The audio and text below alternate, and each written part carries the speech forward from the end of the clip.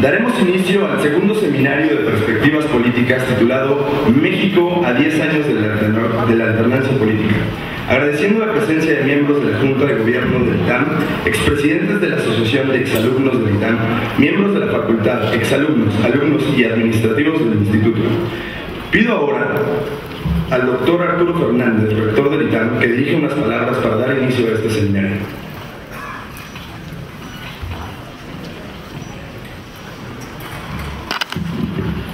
Muy buenos días, tengan todos ustedes, doctor Alejandro Poiré, invitado de honor a este seminario, Guillermo Zúñiga, presidente de la Asociación de Exalumnos del ITAM y organizador de este evento, a quien le agradecemos mucho todo el trabajo de la asociación para organizar este evento. Bueno, pues este seminario, como todos ustedes saben, promueve una reflexión sobre la situación política del país y muy específicamente sobre la alternancia política a sus 10 años. Bueno, pues la alternancia política es resultado de un sistema democrático donde los ciudadanos pueden elegir libremente a sus gobernantes. Los mexicanos hemos podido procesar en paz esa alternancia. Ahora lo que necesitamos es que la democracia y la competencia política produzcan resultados. Para ello parece indispensable hacer algunos ajustes a la agenda legislativa y a nuestra legislación específicamente. La actual generación de políticos tiene la responsabilidad de hacer eficaz a nuestra democracia, es decir, que puedan procesar las reformas que reclama el desarrollo del país. Me parece que no solo es necesario hacer los ajustes legislativos para hacer funcional a nuestra democracia. También se requiere de la voluntad, el compromiso y el coraje de los políticos, e incluso tal vez un sacrificio. Las instituciones sin duda ayudan, pero sin el coraje y la nobleza de la acción humana son inútiles. El desencanto con los resultados de la democracia es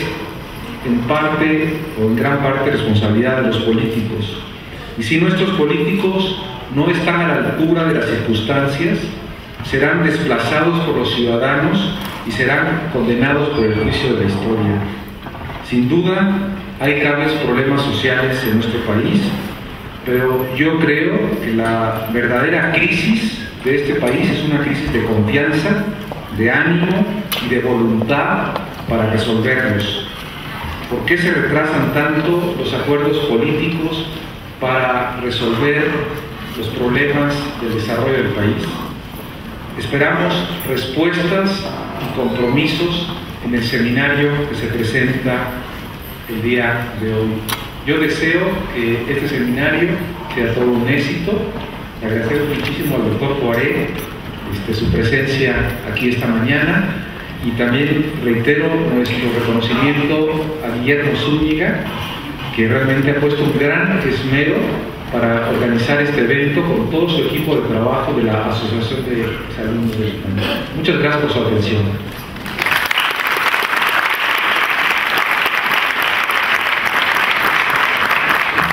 Agradecemos al doctor Fernández sus palabras y ahora le pido al maestro Guillermo Zúñiga, presidente de la Asociación de Exalumnos del ITAM,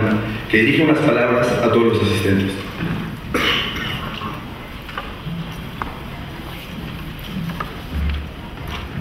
Muy buenos días. Doctor Arturo Fernández, rector del Instituto Tecnológico Autónomo de México. Doctor Alejandro Poiré, secretario técnico del Consejo de Seguridad Nacional. Miembros del Junta de Gobierno y del Consejo Consultivo del ITAM, compañeros que citan, señores y señores que nos acompañan en este significativo evento, sean ustedes bienvenidos. ¿Por qué tocar el tema de la alternancia política? Al hablar de las centenarias celebraciones que tienen lugar en este año, en una tertulia, un destacado miembro de nuestra comunidad de egresados resaltó cómo las fechas simbólicas marcan los momentos en que las etapas de la historia culminan y constituyen oportunidades para reflexionar acerca de los cambios que son necesarios. En ese tenor, los ciudadanos que vivimos la elección federal de 2000 podemos coincidir en que tuvo lugar la culminación de una importante etapa de la historia política de México. Y en aquel tiempo, aunque varias opiniones calificadas acordaron acerca de la magnitud del cambio, pocas podían hablar con certeza de la dirección que tomaría la transición democrática y sus ramificaciones. Ahora, a 10 años de distancia, podemos observar cómo este hecho histórico fue catalizador de varios cambios en las relaciones de poder en la sociedad mexicana y en los distintos niveles de gobierno. En efecto, esta década ha visto la consolidación de nuestros órganos electorales, el incremento de la relevancia del Poder Judicial, el desarrollo de las relaciones entre los poderes ejecutivo y legislativo, el fortalecimiento de los gobiernos locales y estatales, la apertura de espacios nuevos de participación política en la sociedad, por citar solamente algunos ejemplos. Sin embargo, en el México de las nuevas instituciones, en el México donde el poder político deja de estar centralizado, nos encontramos enfrentando grandes retos para llegar a entregar a la ciudadanía las mejores cuentas en aspectos medulares del desarrollo, como el combate a la pobreza, mejores niveles de educación, seguridad pública, salud, empleo e impartición de justicia. ¿Qué le falta a nuestro proceso de transición política? ¿Qué se requiere para que nuestras aún jóvenes instituciones sean capaces de contribuir a un mejor sistema de gobierno? Precisamente, a través de nuestro seminario México a 10 años de la alternancia política, el ITAM y la Asociación de Exalumnos crean un foro donde se dan cita a los principales actores de la transición política, autoridades electorales, representantes de las principales fuerzas políticas nacionales, así como eminencias académicas en la materia, todo con el objetivo de abordar y reflexionar acerca de estas y otras interrogantes. A este respecto, quiero expresar mi agradecimiento a su rector, Arturo Fernández, y a los miembros del Departamento Académico de Ciencia Política de nuestra querida institución, ya que ha sido en buena medida gracias a su apoyo como este seminario ha llegado a ser una realidad. Queridos amigos y amigas, cuantos formamos parte de la ciudad mexicana, con independencia de la posición que ocupemos en ella, tenemos una obligación en común: responsabilizarnos por el avance y desarrollo de nuestro país, reflexionar y entender los temas que son parte de los retos a superar en este México. Esperamos que los contenidos de nuestro seminario, los mensajes que recibamos, los diálogos que creemos, sirvan a este nuevo objetivo. Gracias de nueva cuenta a todos por su asistencia.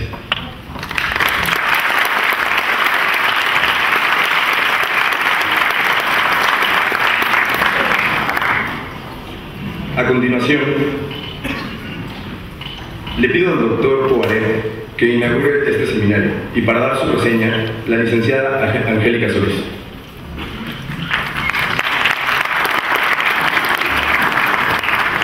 Hola, buenos días, muchas gracias por estar con nosotros. Les voy a leer una breve reseña porque es bastante grande del doctor y sobre todo le quiero dar la bienvenida a su casa. Como ustedes saben, él dirigió el Departamento de Ciencias Políticas de nuestro instituto y ha sido profesor e investigador en la Universidad de Harvard. En la presente administración ha ocupado distintos cargos en las oficinas de Presidencia de la República y en la Secretaría de Gobernación. Queremos felicitar al doctor por su reciente nombramiento por el presidente Felipe Calderón como secretario técnico del Consejo de Seguridad Nacional y del Gabinete de Seguridad Nacional, así como vocero de la Estrategia Nacional de Seguridad. Sabemos que tiene una agenda muy ocupada y por eso le agradecemos su compromiso con el instituto. Muchas gracias.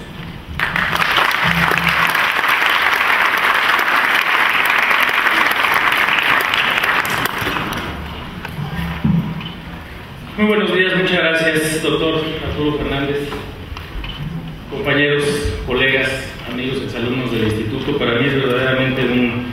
privilegio y agradezco por ello la invitación de Guillermo Zúñiga y de la Asociación de Exalumnos del ITAM para estar aquí en casa como egresado a este instituto, como miembro de su facultad y de su cuerpo docente y sobre todo como un mexicano orgulloso de la oportunidad que el ITAM me ha dado para poder contribuir al servicio público de mi país. De verdad, gracias Arturo, gracias al ITAM y gracias por esta oportunidad. Lo que voy a presentar el día de hoy es una síntesis tanto de la Estrategia Nacional de Seguridad que ha encabezado el gobierno del presidente Calderón, como de algunos de los datos que más nos duelen y que más preocupan, pero que permiten también entender el fenómeno de la violencia, que es lo que en estos momentos, como lo señalaba el presidente de la República el día de ayer en su mensaje con motivo del cuarto informe de gobierno, lo que en estos momentos más angustia a la sociedad, los fenómenos de violencia, y tratar sobre todo de dar una explicación en parte de lo que está ocurriendo y también en esa medida a sus perspectivas de solución y a las medidas que está tomando el gobierno de la República para poder atender. La presentación la voy a tratar de hacer más o menos breve y mostrar solamente aquí los aspectos gráficos, pero hay una presentación muy similar disponible en el sitio de la Secretaría de Gobernación respecto del fenómeno de la violencia en nuestro país. La presentación se divide en cinco rubros.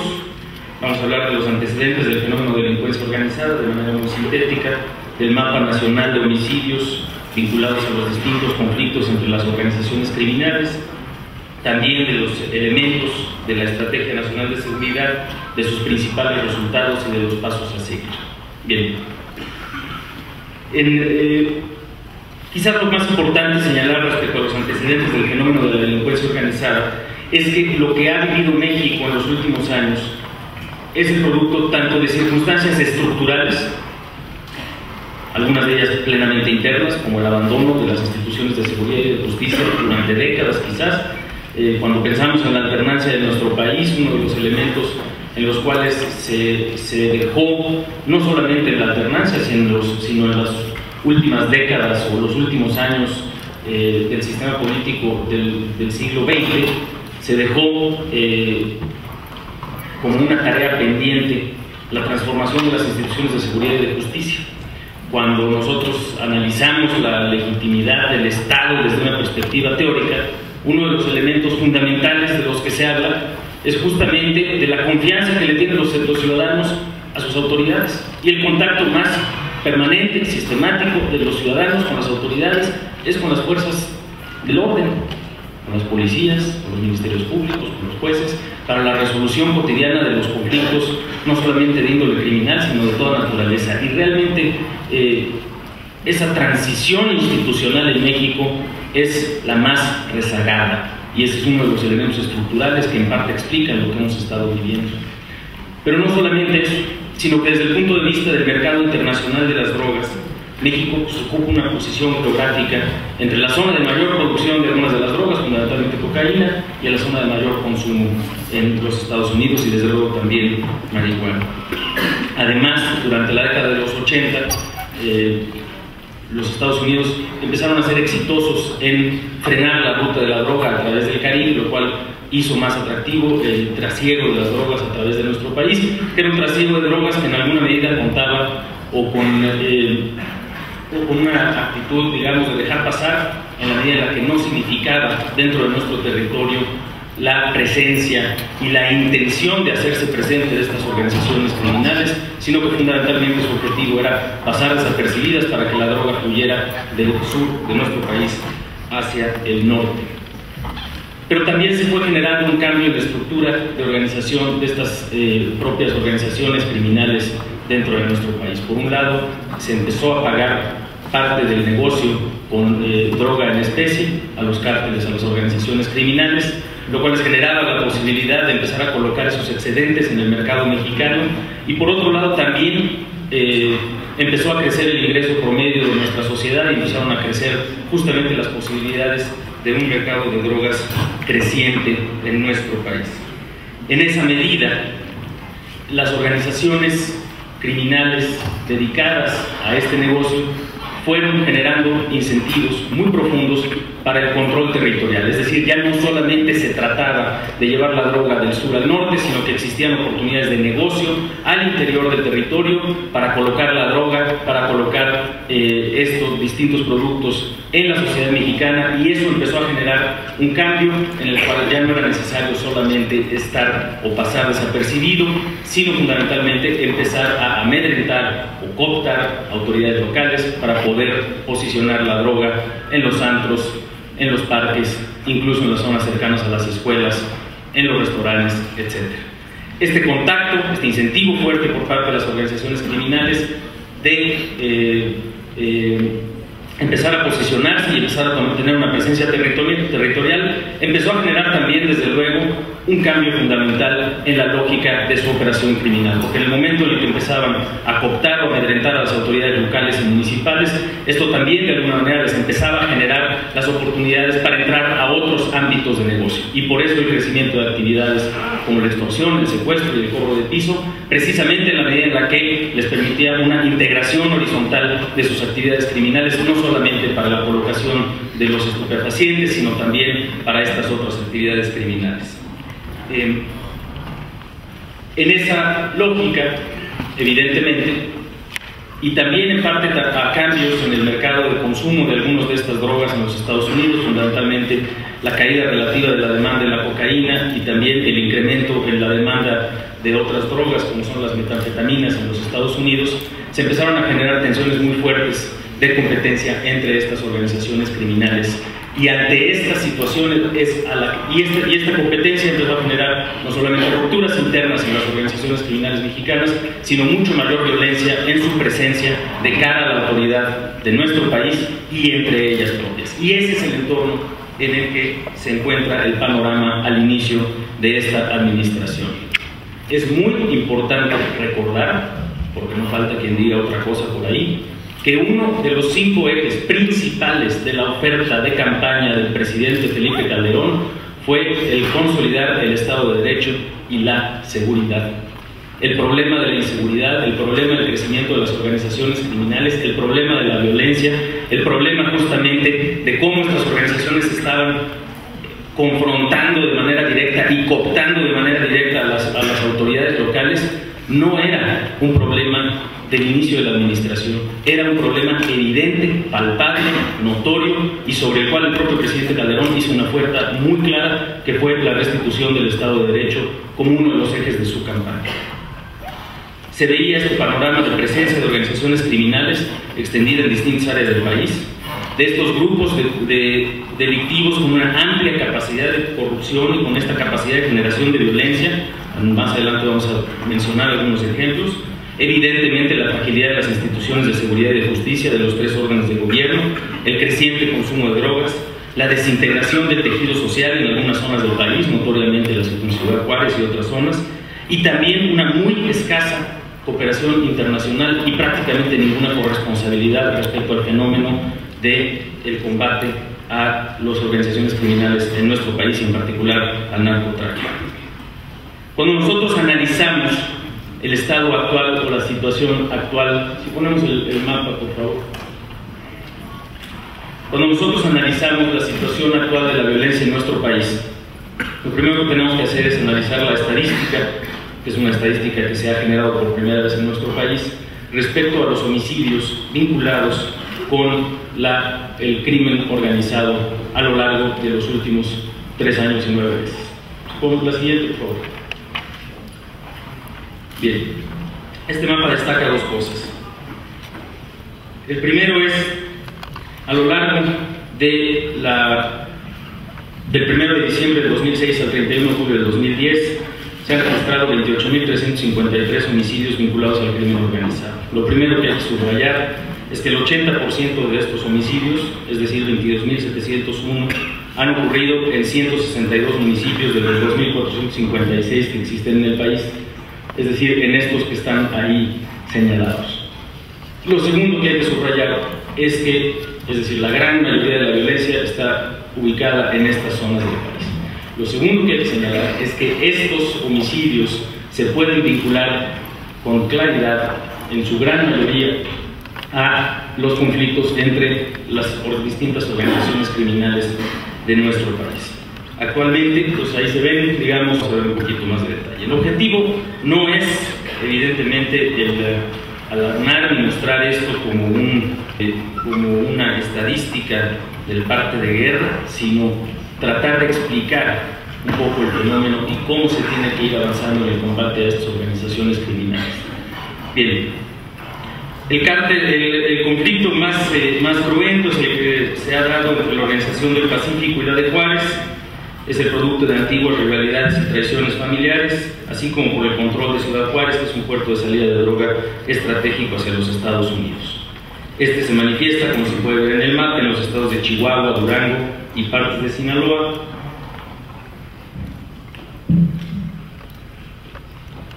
Y es, sin duda, uno de los retos más importantes, y sigue siendo uno de los retos más importantes en la medida en la que el tejido social de la Ciudad Juárez está verdaderamente lastimado y se ha manifestado como un fenómeno no solamente de organizaciones criminales, sino también incluso de organizaciones criminales o de pandillas de jóvenes de menor edad que siguen participando de este fenómeno de violencia en esa ciudad. El siguiente conflicto que se ilustra en la gráfica es el del Cártel del Pacífico contra los Beltrán Leiva, que significa aproximadamente el 26% de estos 22,000 homicidios que abarcan el 80% de los que han ocurrido en el país. Y este conflicto se origina a partir de la ruptura de los hermanos Beltrán Leiva con su antiguo aliado, el Chapo Guzmán. Y en 2008 se da el encarcelamiento de Alfredo Beltrán Leiva, lo que genera una pérdida de confianza entre el Chapo y los Beltrán, generando la espiral de violencia que se muestra en este mapa, en Sinaloa, Nayarit, Sonora, Durango, partes de Jalisco y Guerrero. Pensemos que esta es una organización criminal que estaba perfectamente integrada, se da su ruptura, entonces las distintas áreas de la propia organización criminal conocen perfectamente bien la operación de la propia organización criminal, y en esa medida es que la espiral de violencia se mantiene en estos estados. La siguiente gráfica muestra el conflicto entre el Cártel del Pacífico y la organización Golfo Zetas. La organización Golfo Zetas hasta inicios de este año venía operando como una sola organización, y este conflicto contra la Organización del Pacífico se disputan varios territorios desde antes incluso del inicio del sexenio. Están luchando por Durango, Coahuila y Sinaloa, donde se cruzan fundamentalmente rutas de trasiego hacia el norte, al igual que en Guerrero, Tabasco, Quintana Roo y el sur de Chiapas, que son fundamentalmente lugares donde ingresa la droga de Sudamérica. El siguiente conflicto ilustrado ahí, y también en magnitud, es el de la Organización del Pacífico frente a los Arellano Félix, y que se subraya que tras las detenciones de los Arellano Félix en la década de los 90 y el principio de la actual, el cártel se divide en dos facciones, una aliada con el Chapo Guzmán y otra aliada a los Arellano Félix, y ahí se ve el número muy importante de homicidios que se han dado, aunque estos tuvieron un incremento importante durante 2008 y después se ha podido reducir los índices de violencia fundamentalmente en Baja California. El siguiente conflicto es el que se muestra entre la familia y la organización del Golfo Zetas, fundamentalmente en el estado de Michoacán. A mediados de esta década, la organización michoacana, familia, trabajaba de hecho para el Golfo Zetas, pero se independiza y se autonombra la familia en la medida en la que hay mercados disponibles tanto para el consumo de drogas como para la producción de metanfetaminas con rumbo hacia los Estados Unidos. La guerra entre ambas organizaciones se anuncia, de hecho, en septiembre del 2006, lo recordarán ustedes, con 5 cabezas arrojadas en un centro nocturno de Uruapan, Michoacán, y en noviembre del mismo año se hace pública con un desplegado. Y su disputa se ha desplazado de Michoacán a escenarios como el Estado de México, Guerrero y Guanajuato. La disputa más reciente, y una que ha mostrado altísimos niveles de violencia en las últimas semanas, es la que se da entre la Organización del Golfo y los Zetas. Originalmente, como lo dije ya, los Zetas eran el grupo armado del Cártel del Golfo. Sin embargo, a partir de inicios de este año, finales del pasado, rompieron con sus aliados por diferencias en el control de los mercados y las rutas, y se han enfrentado en Tamaulipas y Nuevo León, generando un incremento muy significativo de la violencia en dichos estados. El último conflicto se ve ahí en un pequeño recuadro, es el conflicto resultante de la familia contra los Beltrán Leiva, y se manifiesta en Guerrero y en partes de Morelos. La siguiente gráfica lo que ilustra es la gráfica nacional de los estados con más violencia y sus picos, en particular hacia el cierre del año pasado, del 2008, y la situación actual Y como podemos ver ahí, resultante de estas confrontaciones que hemos mostrado, hay dos fenómenos que quisiera yo ilustrar. Primero, el caso de Chihuahua, que se sigue concentrando, esta es una separación por estado, se sigue concentrando el fenómeno y el problema en Ciudad Juárez, y que sigue siendo un foco de significativa preocupación, no solamente para la sociedad del estado de Chihuahua, sino para todo el país y específicamente, desde luego, para el gobierno federal. Se ve también, como derivado también de estos conflictos, varios de los conflictos que mantienen la Organización del Pacífico, un monto significativo de homicidios vinculados al crimen organizado en Sinaloa. Se ve el incremento de la violencia en el estado de Baja California a finales de 2008, vinculado a la captura del Mochomo, y también se ve cómo, en particular en el caso de Baja California, la propia acción del Estado, de manera coordinada entre el orden federal y el orden local, ha sido capaz de acotar el fenómeno de violencia en ese estado, y se ve también cómo desde principios de este año hay un incremento muy importante en la violencia en Tamaulipas y Nuevo León, resultado de este conflicto entre organizaciones del Golfo y los Zetas. Chihuahua, Sinaloa y Baja California son los estados que concentran el mayor número de homicidios vinculados al crimen organizado, y ahí se ve, digamos, no solamente este fenómeno de crecimiento relativo, sino también que en algunos casos sí está siendo posible contener la creciente de violencia. Bien, ¿cuáles son los componentes de la Estrategia Nacional de Seguridad? Ya mencionamos un poco el panorama, ya mencionamos el diagnóstico incluso de la situación actual. Creo que vale la pena recordar los componentes específicos de la Estrategia Nacional de Seguridad y recordar que durante las últimas semanas el presidente de la República abrió un diálogo con todos los actores políticos, con todos los actores sociales, justamente en el reconocimiento de que hay preocupación en la ciudadanía y de que hay no solamente preocupación, sino incluso, como lo mencionaba el doctor Fernández, desánimo, y que es absolutamente indispensable que en este entorno de desánimo y de preocupación y ante críticas que se han venido haciendo a la labor del gobierno, es indispensable primero escuchar, dialogar y sobre todo también activar de manera más permanente a la sociedad civil para que sea a través de la rendición de cuentas, del diálogo, del contraste entre distintas alternativas y propuestas, como se puedan abrir nuevas áreas de oportunidad y nuevos espacios para generar acción gubernamental, pero también para corregir en su caso aquello que se tenga que corregir. Los objetivos, como decía yo, están planteados incluso desde la campaña del propio presidente Calderón: la recuperación del Estado de Derecho y la obtención de la seguridad pública.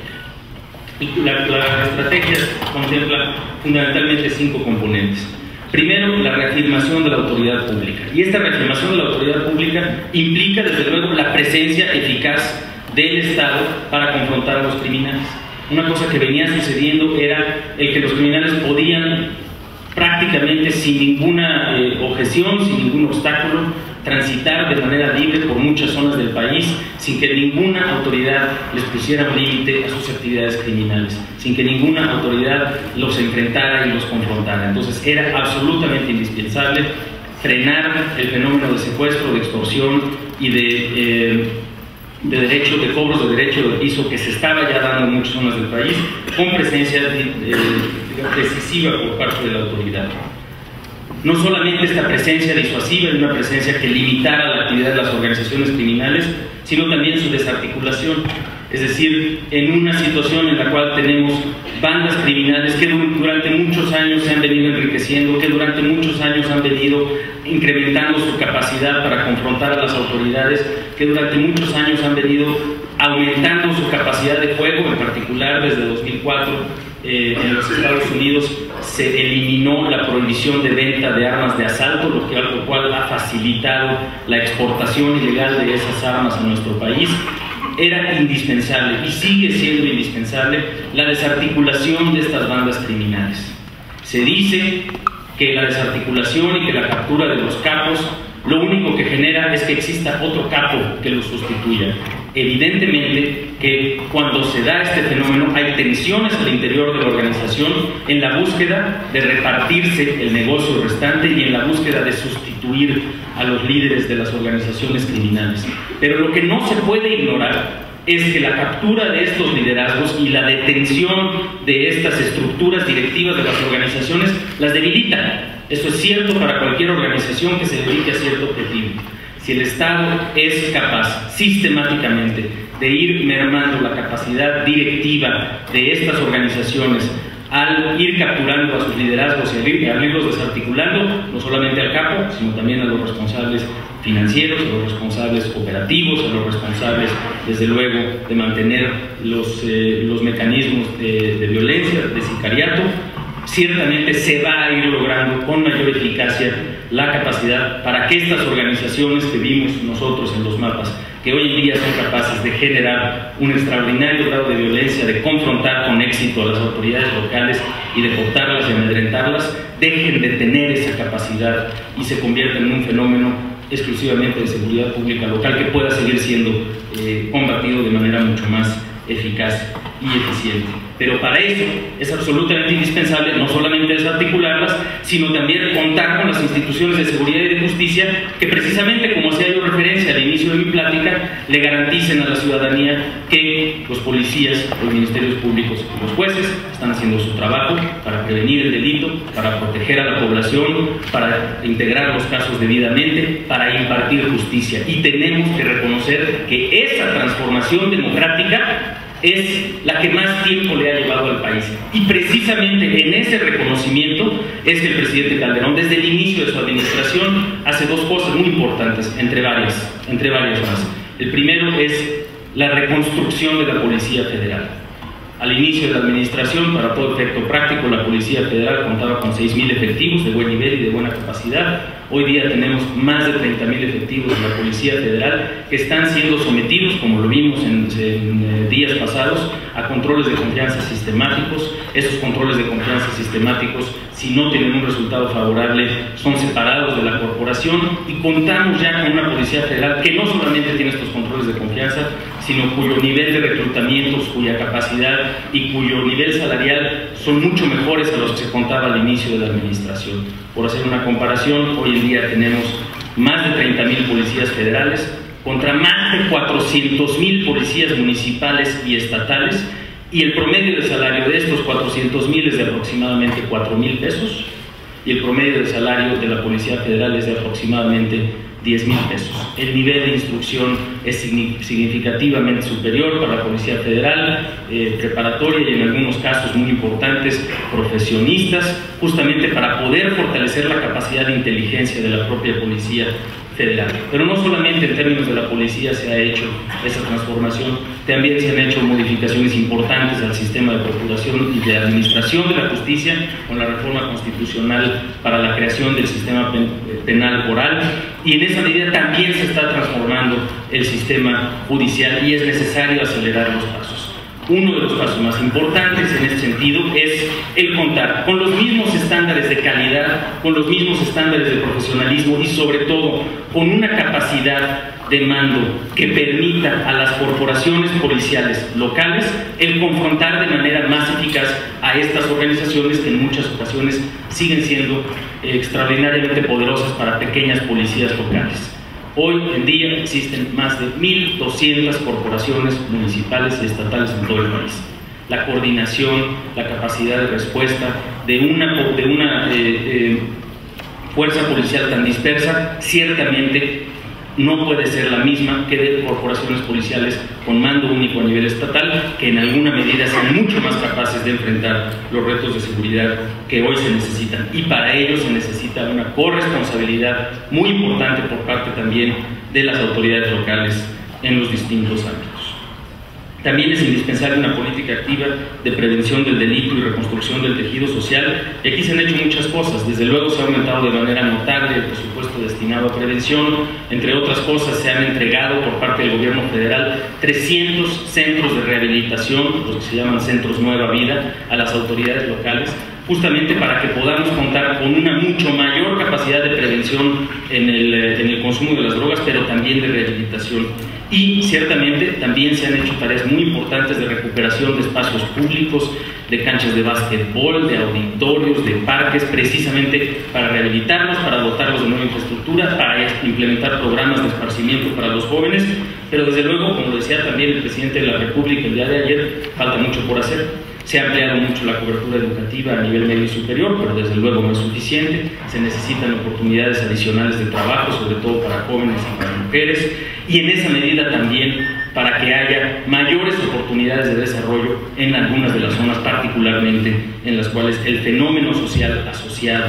a la violencia, a la criminalidad, casos como el de Ciudad Juárez, pueda ser resuelto de una manera más eficaz. El cuarto componente de la estrategia, el quinto componente, perdón, de la estrategia se refiere a la cooperación internacional. Yo creo que aquí, aunque ciertamente sigue habiendo áreas de oportunidad muy importantes, uno de los elementos que no debemos de olvidar es la corresponsabilidad explícita y manifiesta de parte del gobierno de los Estados Unidos en el problema que hoy vive nuestro país, en la medida en la que allá se consumen todas las drogas. Y no se trata, evidentemente, que nosotros le echemos exclusivamente la culpa a otras naciones, pero sí se trata, desde luego, de fomentar una lógica de corresponsabilidad que se manifieste no solamente en los fondos que están disponibles para el gobierno mexicano a través de Iniciativa Mérida, sino también en el reconocimiento de que fenómenos como la venta casi indiscriminada de armas de los Estados Unidos a nuestro país sigue siendo una tarea pendiente en la cual se debe de actuar de ambos lados de la frontera, en este caso en particular, para frenar la capacidad de fuego que hoy lamentablemente siguen teniendo las organizaciones criminales dentro de nuestro país. Los resultados de esta estrategia, y creo que ese es uno de los retos importantes, es el reconocer que hay resultados muy notables, pero que estos resultados ciertamente están ocurriendo al mismo tiempo en que se da una construcción institucional cuyos resultados más sensibles van a darse en un plazo posterior. Pero veamos algunos de los logros en principio, porque creo que son inobjetables. Tenemos niveles de marihuana asegurados históricos, tenemos niveles de armas asegurados históricos, 86,000 en lo que va de la administración, también el número de criminales detenidos, también en cantidad de dinero asegurado, también en vehículos terrestres, también en aeronaves, y este que es un fenómeno preocupante desde luego, pero que era más preocupante que no se estuvieran haciendo estos aseguramientos, el número de unidades de granadas que se han asegurado durante la presente administración. Cuando nosotros vemos incluso los decomisos de marihuana en una perspectiva histórica de las administraciones pasadas y los decomisos de armas en la siguiente gráfica, a ver, vamos un poquito más rápido porque ahí están los datos de vehículos terrestres, aeronaves, granadas a niveles históricos y muy por encima de los de administraciones recientes. Y en la próxima podemos ver los decomisos de marihuana y también los decomisos de armas en niveles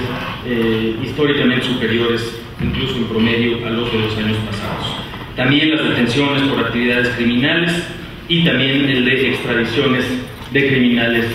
hacia los Estados Unidos y hacia otros países. También, si vemos las detenciones con respecto a las distintas organizaciones criminales, lo que se puede ver es un número muy importante de detenciones con respecto a todas las distintas organizaciones criminales. Aquí se hace una pequeña distinción entre las detenciones vinculadas a la familia y al cártel del Milenio, que en realidad es un segmento, una pequeña escisión de esa organización criminal de la familia. Bien, ¿qué sigue? Siguen varias cosas que ha subrayado el presidente Calderón. En términos concretos, se requieren algunos avances legislativos muy importantes todavía, están algunos pendientes en el Congreso de la Unión, otros que ha presentado recientemente el presidente de la República, una estrategia contra el lavado de dinero, una iniciativa que está por presentarse y que se ha venido trabajando también con la Conferencia Nacional de Gobernadores respecto al mando único policial. Se requiere profundizar la depuración y profesionalización de los cuerpos de seguridad en los tres órdenes de gobierno, que lo que pasa en la Policía Federal sea también lo que pasa en todas las policías de todos los estados, sea también ese espíritu de profesionalización y de exigencia, lo que ocurre también con los ministerios públicos, y esa construcción institucional lleva tiempo, pero ahí están puestos los cimientos para llevarlo a cabo. Desde luego que hace falta también la profundización de la rendición de cuentas y la participación ciudadana.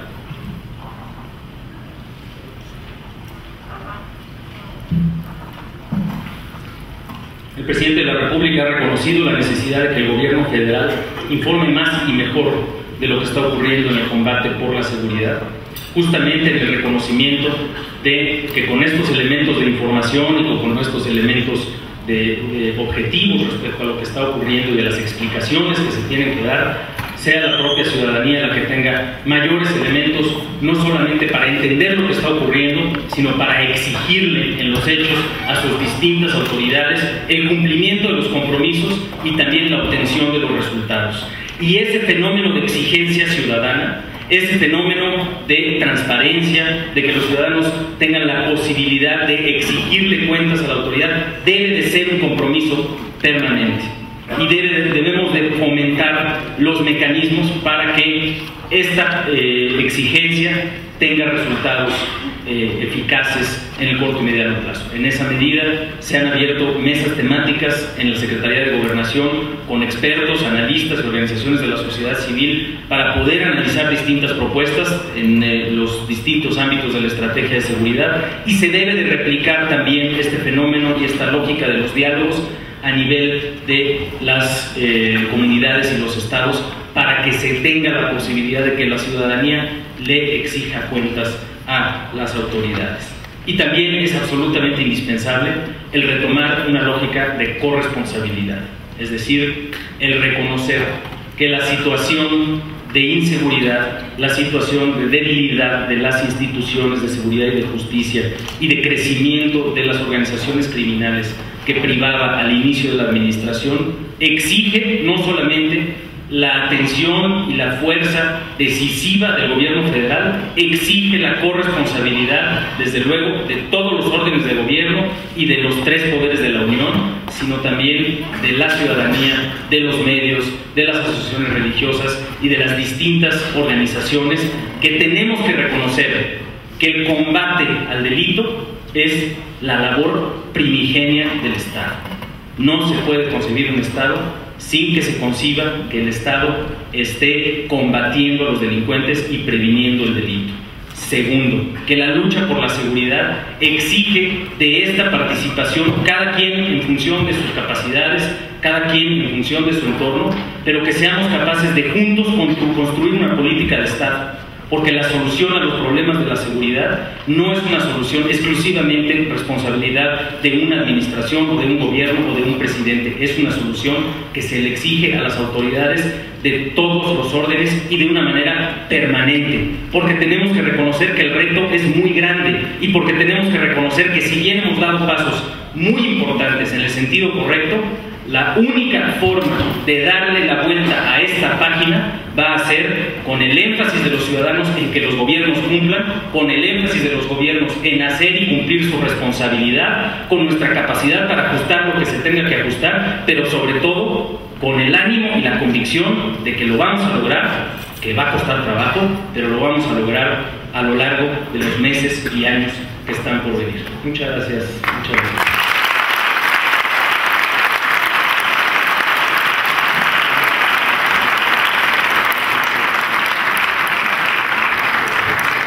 Muchas gracias por su mensaje, doctor Poré. A continuación, se contestará una serie de preguntas.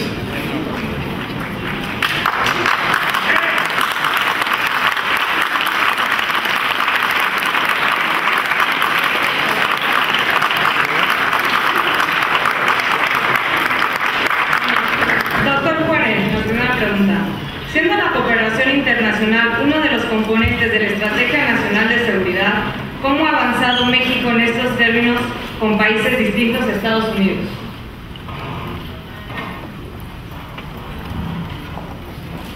Bien. Yo creo que aquí hay dos elementos que hay que recordar. Desde luego, es importante la cooperación con los Estados Unidos, yo diría que es crucial, es absolutamente esencial en la medida en la que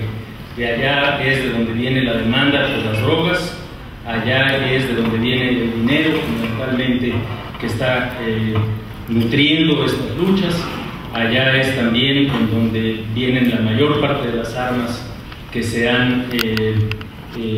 utilizado por parte de las organizaciones criminales, y en esa medida sigue siendo indispensable no solamente el nivel de cooperación que tenemos, sino fortalecerla y tener una exigencia más fuerte respecto de algunas de las decisiones que están pendientes, digámoslo así, por tomar de parte de los Estados Unidos. Simple y sencillamente, la imposición de la prohibición para la venta de armas de asalto podría mantener perfectamente a resguardo los derechos de los ciudadanos norteamericanos de protegerse, sin que esto permitiera un crecimiento tan importante en el poder de fuego que tienen las organizaciones criminales de nuestro país. Si nosotros recordamos o analizamos lo que ocurre en la frontera entre México y Estados Unidos, hay cerca de 7,000 armerías distribuidas a lo largo de toda la frontera en el lado norteamericano, y esto desde luego se podría atribuir a la mayor demanda por parte de los ciudadanos norteamericanos en esas zonas del país por armas de distinto calibre, pero evidentemente que está vinculado a la exportación ilegal de armas de los Estados Unidos hacia México. El gobierno mexicano está haciendo cosas en la frontera importantes para tratar de frenar este tráfico, pero ciertamente se siguen exigiendo mayores acciones por parte de los Estados Unidos en este sentido. Y ciertamente tenemos también programas de cooperación con distintas zonas de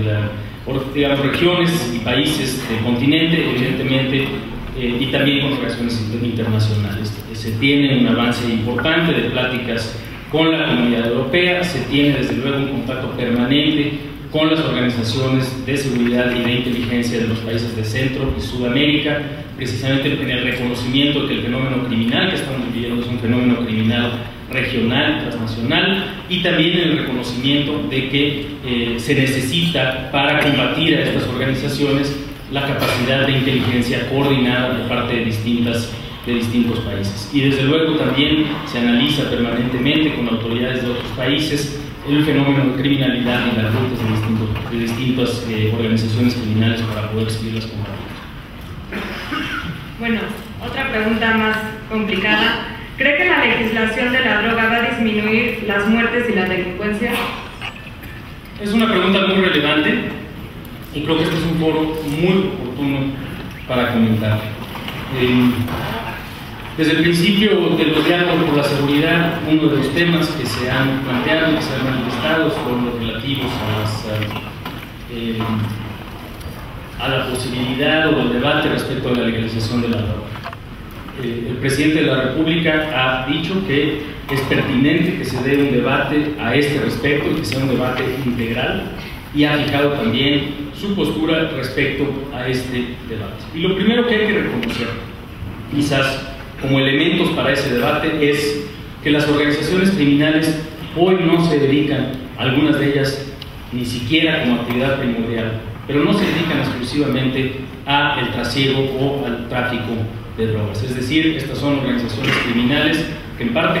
como resultado de este cambio del que hemos venido hablando, se dedican desde luego al tráfico de drogas, pero se dedican también al secuestro, a la extorsión, al cobro de derecho de piso, al robo, al contrabando, a la venta de artículos como pueden ser discos pirata, al cobro de extorsiones para los centros nocturnos, etc. Ya no es nada más cárteles del narcotráfico. Desde luego siguen generando ingresos a través de esa actividad, pero no podemos caer en la simplificación de que el eliminar, aun si suponemos que eso fuera factible, el eliminar una de sus líneas de trabajo es la solución para la desaparición de los niveles de violencia y la desaparición de estas organizaciones criminales. Estas siguen siendo organizaciones criminales que se dedican a todos estos otros delitos, no necesariamente directamente vinculados al tráfico de drogas, primero. Segundo, cuando se habla del debate de legalización de las drogas, específicamente respecto a que el hecho de legalizar las drogas implicaría necesariamente el desplome de los precios de las drogas y en esa medida la caída de los ingresos, pues están haciendo varios supuestos que, como buenos egresados del ITAM se deben de reconocer que no siempre se cumplen, los tenemos que identificar. Uno de los supuestos es que estaríamos transitando de un mercado que ahorita está fundamentalmente controlado por algunas organizaciones a un mercado mucho más abierto y mucho más disperso, en el cual de alguna forma se comportaran como si fuera una situación perfectamente competitiva la oferta y la demanda. Yo creo que, dadas las características de estas organizaciones criminales, es un supuesto pues bastante cuestionable. Y finalmente también tenemos que reconocer que el precio de las drogas no necesariamente es determinado por el mercado local. Es decir, el precio de las drogas, como de muchos otros bienes que se consumen y se trafican o se comercian a nivel internacional, no necesariamente está determinado por los mercados locales, y cuando se hace típicamente los esfuerzos por controlar a nivel local los precios de un bien que está determinado su precio a nivel internacional, de todas maneras se generan ganancias importantes para quienes lo venden y se genera la posibilidad de ganancias más allá que las que ameritaría el mercado. Yo creo que ciertamente es un debate válido y ciertamente es un debate en el cual no solamente tenemos que hacer el ejercicio, como diríamos en esta casa, de estática comparativa, sino también el ejercicio a lo largo del tiempo de cuál esperaríamos que fuera el desarrollo de una situación de esa naturaleza. Pero hay que recordar que estas no son organizaciones que se dediquen exclusivamente al tráfico de drogas, y que en algunas de ellas, caso por ejemplo de los Zetas, no se dedican ni siquiera fundamentalmente como una de sus actividades primordiales exclusivamente a esa actividad, sino muchas otras, el secuestro y la extorsión, el homicidio. ¿Cómo evitar que los policías que dejan de ser efectivos se unan al crimen organizado? Es un elemento importante. Uno de los elementos fundamentales que tenemos nosotros que reconocer como las debilidades con las que iniciamos este siglo en términos de nuestras instituciones policiales es la ausencia muchas veces siquiera de la información más básica. Es decir, al policía judicial de un estado que lo corrían, o que lo cesaban, o que lo procesaban y salía libre de manera inmediata, pasaban un par de semanas y después se contrataba como policía judicial en otro estado, o incluso presentaba una solicitud de empleo en alguna corporación de índole federal. Uno de los grandes avances que se tienen hoy en día es la construcción de una plataforma tecnológica de inteligencia verdaderamente extraordinaria, entre otras cosas, para impedir que estos policías se vuelvan a colocar en las distintas corporaciones de seguridad y justicia. Al día de hoy, Plataforma México, que es un sistema de inteligencia que está al servicio de todas las autoridades de seguridad y de justicia de nuestro país, tiene más de 400 millones de registros de información, entre otros casos de policías, que justamente se tiene toda su información principalmente para impedir que vuelvan a colocarse, entre otras, corporaciones de seguridad y de justicia. Y evidentemente que los policías que han cometido delitos o que están en proceso de investigación no solamente son separados, sino que son separados y también son puestos a disposición del Ministerio Público para que se haga la integración del caso correspondiente y en su caso que paguen las penas. Es decir, no solamente estamos diciendo este policía es peligroso y por lo tanto lo saco, sino que si este policía tiene un caso pendiente, se le arma su expediente y en esa medida se presenta ante el Ministerio Público, y si tiene delitos que perseguírsele, se le condena. Simple y sencillamente, lo que sí se necesita es reconocer que para una corporación que está enfrentando los retos que enfrenta la Policía Federal y que necesita un perfil de servicio, de convicción, de honor y de capacidades de confrontación de situaciones de alto riesgo, sí se necesita un cierto perfil psicométrico, de honorabilidad, etcétera, que se tiene que seguir cuidando. Y esa es la lógica fundamentalmente de esta separación. Uno de los cambios adicionales importantes en la legislación que se ha hecho durante este sexenio tiene que ver con la modificación a nivel constitucional que justamente para las corporaciones del orden restringe la posibilidad que a través de un juicio laboral un policía pudiese volver a ser reinstalado después de un juicio laboral a partir de un despido pretendidamente injustificado. Y por eso es un elemento importante. Muchas gracias. ¿Qué podemos hacer los ciudadanos normales para ayudar en esta lucha? Yo creo que dos cosas. Lo más importante, quizás es lo más difícil, pero indudablemente lo más importante es no perder la esperanza. Es recordar y reconocer que nuestro país ha enfrentado retos verdaderamente extraordinarios durante su historia. Que en la medida en la que seamos capaces de reconocer la complejidad del problema, pero también los avances que se están dando en distintos frentes, y sobre todo la voluntad de exigencia de parte de la ciudadanía con respecto de las autoridades, tenemos que reconocer y tenemos que albergar esa esperanza. Y esa esperanza también se construye informándose, criticando los errores, pero también reconociendo relativamente los avances y haciendo un esfuerzo también por ser objetivos. Las grandes transformaciones de nuestro país, una de las que se hablaba el día de hoy, o digamos el título de esta conferencia, no se dan de un día para otro. Son procesos que llevan tiempo, son procesos que sin duda, en este caso en lo particular, tienen episodios verdaderamente muy dolorosos. Pero lo que es absolutamente indispensable es reconocer que vamos a ganar esta seguridad y que es muy importante que reconozcamos todos que sí es un problema muy difícil, que sí las soluciones no son inmediatas, pero que si mantenemos la exigencia respecto de nuestras autoridades y si cada quien en nuestro ámbito hace lo indispensable por ser mejor, por cumplir con su responsabilidad, por comprometerse con sus objetivos y con sus logros y con su comunidad, le vamos a dar la vuelta a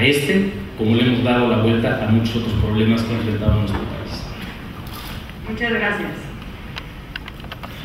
¿Por qué, si el estado de Durango es o era un territorio en disputa por los grupos de narcotraficantes, no se ve un claro despliegue del gobierno federal? Sí ha habido presencia en el estado de Durango, ciertamente digamos el fenómeno de presencia del gobierno federal en las distintas entidades, es algo que hay que subrayar, invariablemente ha sido originado por las propias solicitudes de las autoridades locales. Y también hay que reconocer que también se muestra un poco el mapa, distintas regiones tienen distintos fenómenos. En el caso específico de Durango, tiene una posición en la cual no solamente es un paso estratégico hacia el norte, sino también está justamente en una zona de altos niveles de producción de marihuana. Y la presencia del Estado ha estado claramente, no solamente en los operativos conjuntos, sino también en términos de la erradicación de marihuana que se da en buena zona de ese estado y en los estados aledaños. Aquí hay que subrayar un elemento. La construcción de la seguridad no es solamente una responsabilidad del gobierno federal. Evidentemente que es indispensable que el gobierno federal encabece y enfrente de manera decidida a los grupos de la criminalidad, pero es indispensable también que se construyan las instituciones de seguridad y de justicia a nivel local y a nivel municipal que permitan que sean de manera homogénea todas las autoridades las que tengan esta capacidad para enfrentar y resistir el embate de las organizaciones criminales. Y creo que en este caso hay un reconocimiento que se expresó en los diálogos por la seguridad de todas las autoridades, en particular estatales, de la necesidad de acelerar y de profundizar este proceso. Hoy día México sigue teniendo niveles de homicidios más bajos que los de Colombia y sigue teniendo niveles de homicidios más bajos que los de Brasil. Sin embargo, este es un proceso que también en términos de la percepción de la ciudadanía y de los fenómenos que se están viviendo en varios estados del país, pues no necesariamente es un dato extraordinariamente alentador. Nosotros vayamos a lo que ocurre en Tamaulipas, en Nuevo León, el día de hoy, pues evidentemente es un fenómeno preocupante. Vayamos a lo que ocurre todavía en Ciudad Juárez, en Sinaloa, en otras zonas del centro y del sur del país, que hemos mostrado aquí, y sigue siendo un fenómeno muy preocupante. Aquí quizás lo que tenemos que acabar de construir es ese proceso social en el cual reconocemos el problema, asumimos su gravedad, tomamos las decisiones correspondientes y nos ponemos a trabajar para resolverlo de una manera definitiva. No podemos negar la existencia del problema, pero sí tenemos que construir nuestra capacidad colectiva para resolverlo de manera permanente.